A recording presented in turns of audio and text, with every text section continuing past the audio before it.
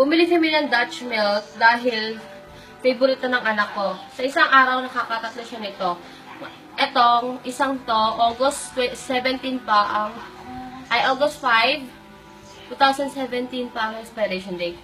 Binigay sa akin ang anak ko dahil sabi niya, Hopi, anong lasa ng Dutch milk? Baho. Bakit ang baho? Dahil anong lasa? Ulam. Kadiri? Yeah. Ayan ang anak ko.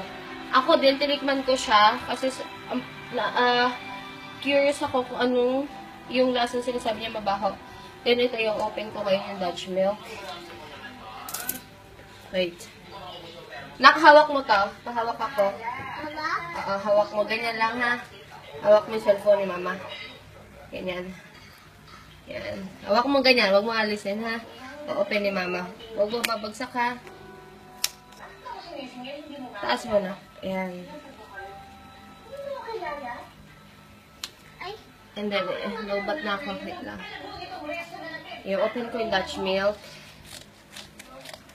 Open. Yeah. Gonna open the Dutch milk and see what's inside. Fuck! Fuck!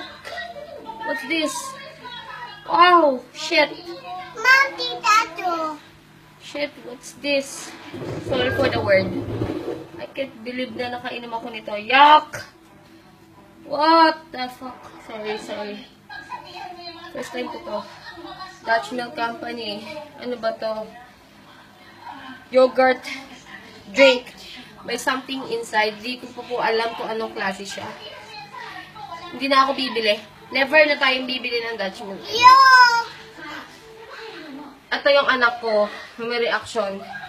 Grabe. Can't believe.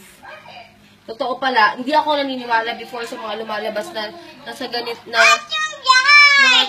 ng mga inuming katulad ng mga pinapost ng iba. Akala ko gawa-gawa lang. Dahil ako naka-experience ko ng shucks. Hindi ako makapaniwala talaga. Hindi talaga ako makapaniwala. Sana ikalat nyo itong post na to dahil tatawag talaga ako sa company nila. Baka kung anong mangyari sa amin ng anak ko dahil dito.